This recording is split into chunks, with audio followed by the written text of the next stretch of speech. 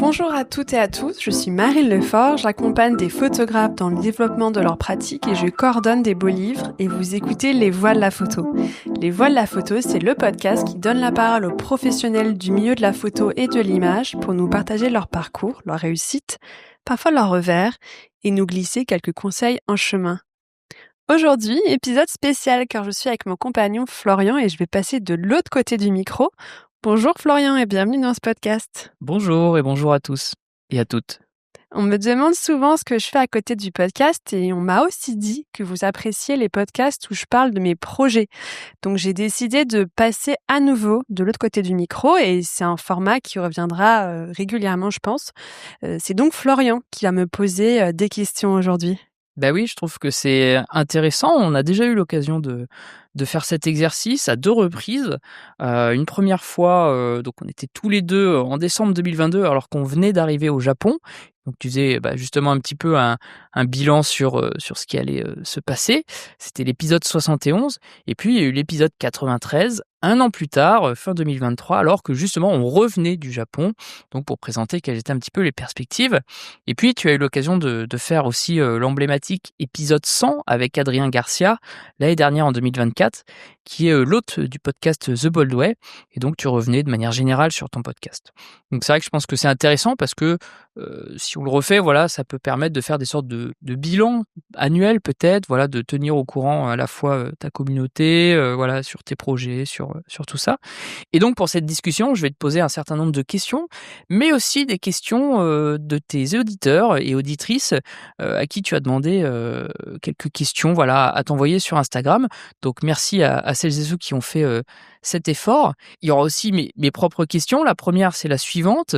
C'est pour celles et ceux qui ne te connaissent pas, est-ce que tu peux revenir un petit peu sur ton parcours, jusqu'à ton départ du Japon? Et j'en profite pour incorporer celle de Thibaut Chevalier, voilà, qui te demande: «Est-ce que tu as lu La chambre claire de Roland Barthes?» Oui, alors merci Thibaut pour cette question. J'ai fait un bac art appliqué, et donc du coup, c'est à ce moment-là que j'ai commencé à lire des livres, d'histoire de l'art, comme, celui de Roland Barthes, La chambre claire.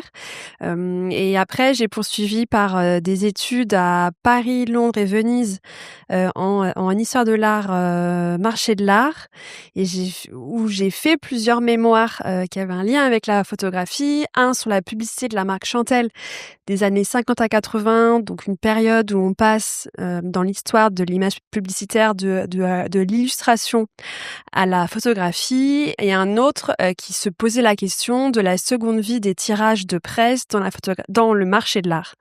Et j'ai travaillé également pour la Galerie Polka, pour Paris Photo et j'ai travaillé pendant 4 ans au Quotidien de l'Art, donc dans le groupe Beaux-Arts en tant qu'éditrice. Qui nous amène justement à ce départ au Japon, qui marque, la fin avec, le QDA et le début de tes projets en tant qu'indépendante.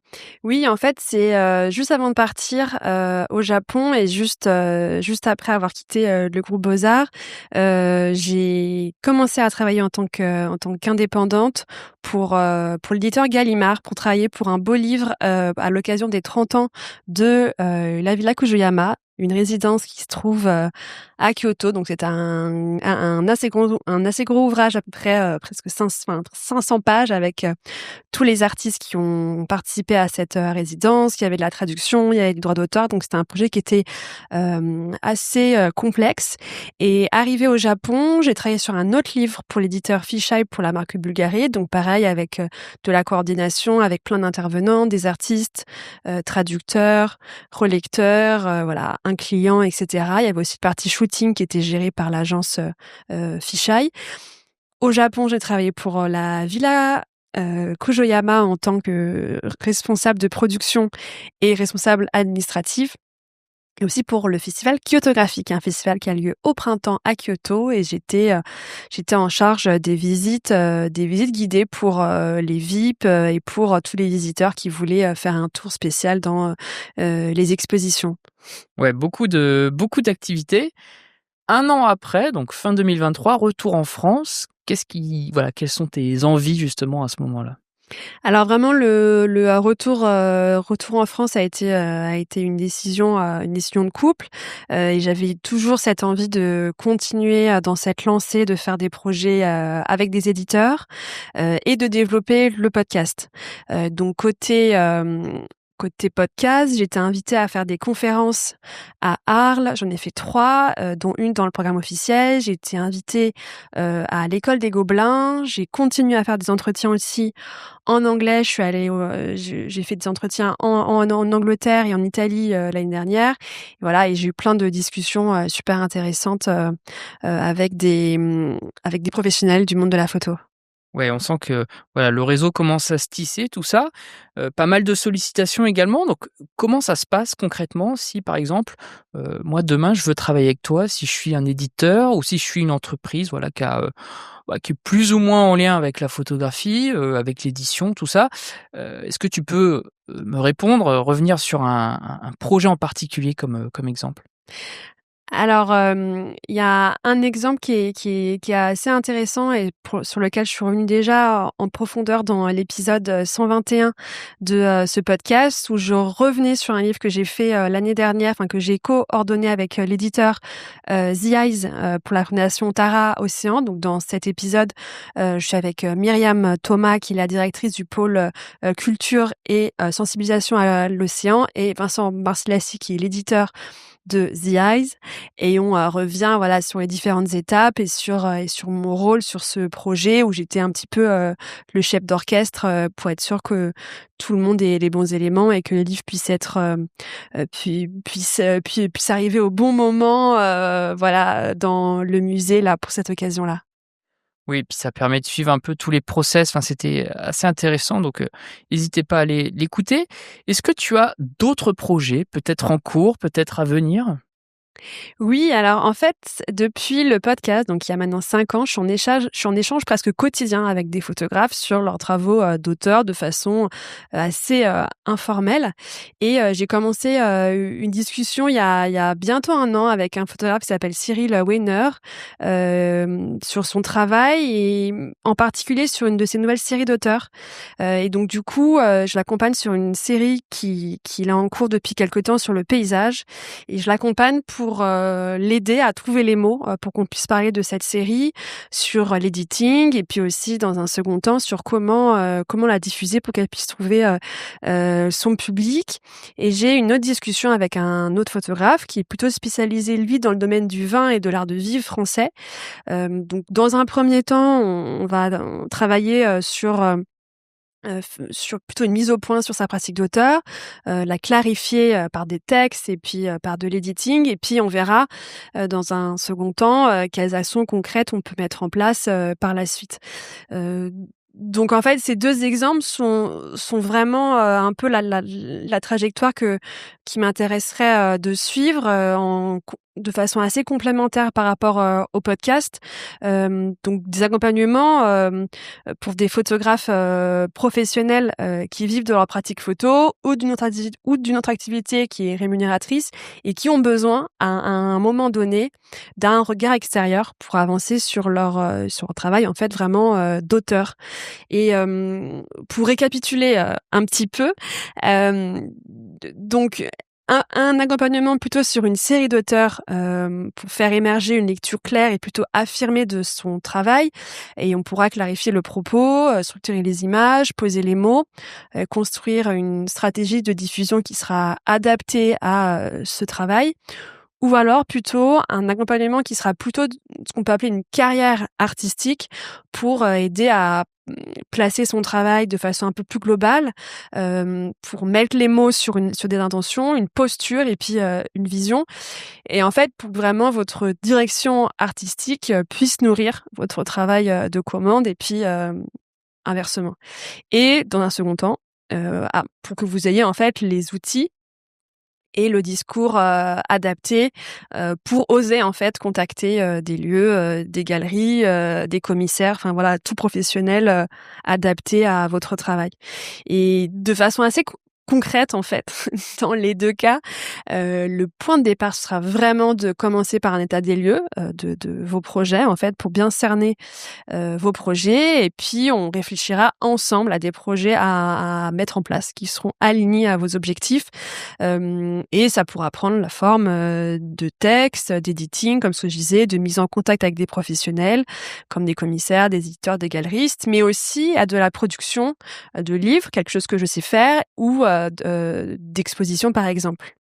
Oui, parce que je pense que c'est pas toujours évident, d'avoir un recul sur, son travail, sur un discours à mettre en place, tout ça et donc justement tu parles d'état des lieux pour mettre en place un peu tout ça, et pour ça tu nous as préparé un questionnaire. Est-ce que tu peux nous en dire un petit peu plus? Oui, alors, si vous sentez que vous êtes à ce moment dans votre carrière, vous avez besoin d'aide pour aller plus loin sur votre projet d'auteur et que vous vous reconnaissez par rapport à ce que je viens de dire, précédemment, je vous invite à remplir le rapide questionnaire que vous trouverez dans la description de cet épisode et dans les quelques questions que j'ai indiquées, vous pourrez, faire un point, rapide sur votre situation et vous recevrez par mail un diagnostic, express sur votre situation actuelle et en fonction de votre profil, de vos envies et puis bien sûr de vos besoins, on pourra échanger sur vos projets de carrière, bien sûr si vous le souhaitez. Et si vous voulez me contacter directement par mail, vous pouvez également le faire. Mon email c'est lesvoixdelaphoto@gmail.com. Très bien, c'est plus clair. Alors maintenant, j'ai une question d'Aurélien Kempfpilz, je suis désolé si j'écorche, son nom de famille, qui te demande: «Pour toi, Marine Lefort, c'est quoi un photographe professionnel?» Pour moi, un photographe, professionnel, alors c'est mon point de vue qui est personnel et qui est voilà, de ce que je pense actuellement, ça va être quelqu'un qui va avoir, des enjeux, financiers par rapport à, son travail et qui va vouloir, vraiment, pousser son travail au maximum. Par exemple, moi, à côté de ma passion pour, la photographie et l'édition, je fais aussi, par exemple, du tricot, mais je n'ai aucun enjeu financier par rapport à cette activité-là. Donc pour moi, le curseur, il est sur la partie, financière. D'accord, et alors sur les voies de la photo, quelle est la suite un petit peu? Quelles vont être les prochaines, échéances, les prochains mois, même pour l'année prochaine? Donc comme ce que je disais, le podcast, il a 5 ans, en fait. Il a vraiment fêté ses 5 ans en mars et je prends toujours autant de plaisir à rencontrer, des professionnels du milieu de la photo. Plus de 120 épisodes, plus tard et à échanger avec des personnes qui écoutent, les entretiens. Donc c'est quelque chose que j'ai vraiment envie, de continuer. J'en profite pour vous remercier pour l'accueil que vous avez fait à mon sponsor, Lumis, parce que le podcast peut aussi continuer à se développer grâce à ses partenaires. Donc bien sûr merci à eux et merci à vous pour, votre accueil. Et je continue à faire des entretiens, en anglais. J'étais par exemple à Londres, au mois de mai. Donc voilà, j'ai cette envie aussi de continuer à développer, le podcast à l'international.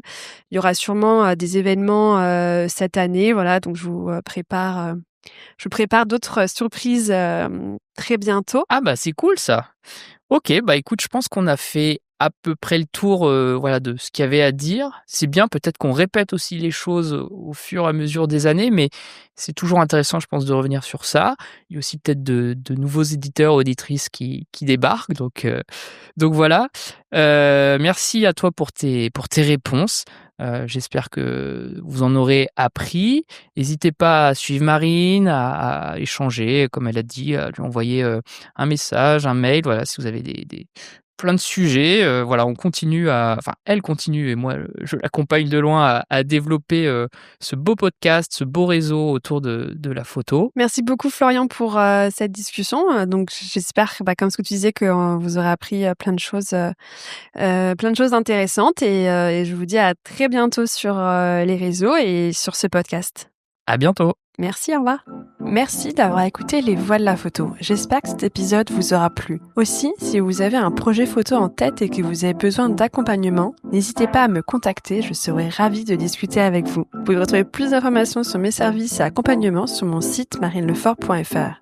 Pour recevoir tous les 15 jours le résumé du dernier épisode, des contenus exclusifs, mes recommandations de lecture, de films, d'expositions et de conférences, et même parfois des cadeaux, je vous invite à vous abonner à la newsletter du podcast. Vous pouvez retrouver le lien en note de cet épisode. Pour m'aider à faire connaître le podcast à plus de monde, je vous invite à laisser un commentaire et 5 étoiles sur Apple Podcast et Spotify. Aussi, si vous voulez me faire part de vos remarques, m'indiquer des personnes que vous souhaitez entendre ou en savoir plus, vous pouvez me suivre sur mes réseaux sociaux, sur Instagram, LinkedIn et Facebook. À très bientôt!